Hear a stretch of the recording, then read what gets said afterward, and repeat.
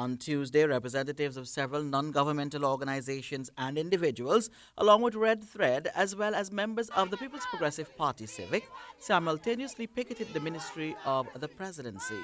One of the main contentions was that the things that government was against while in opposition are the very things that they are condoning now that they are managing the affairs of the country. Balkan must go! We want democracy! Balkan must go! We want democracy! We want democracy!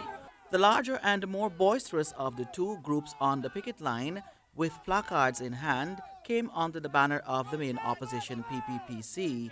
That lot comprised representatives from Berbice, West Coast Demerara, Essequibo, and several other sections of Guyana from as far as Mabaruma.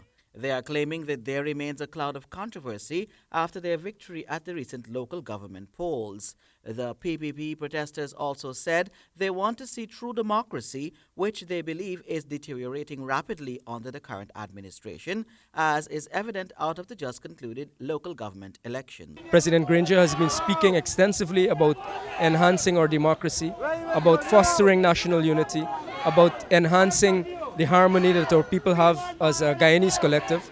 And the very things that he speaks about are the very things that his actions and the actions of his government are proving against. And we hope that he's going to be listening to us, and so that we can be able to have this issue resolved.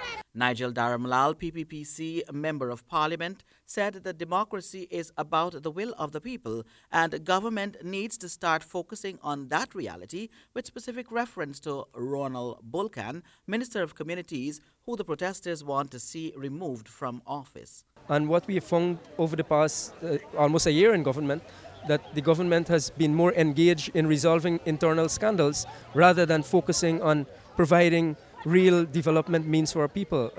So we hope that this is going to be a signal to the government that things are not well in this country, and the very things that they speak about are the very things that we would like to see resolved, and that is ensuring our democracy takes precedence more than anything else in this country.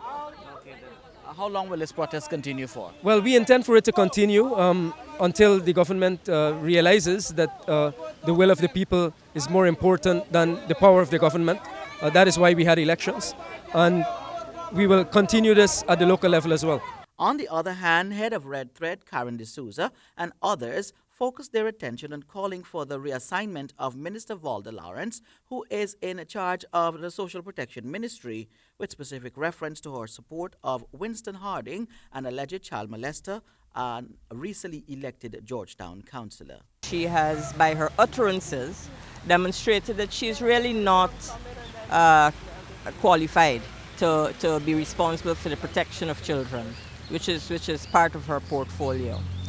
She has, as far as we are aware, acted in a reckless way and further endangered an abused child, and that is unacceptable.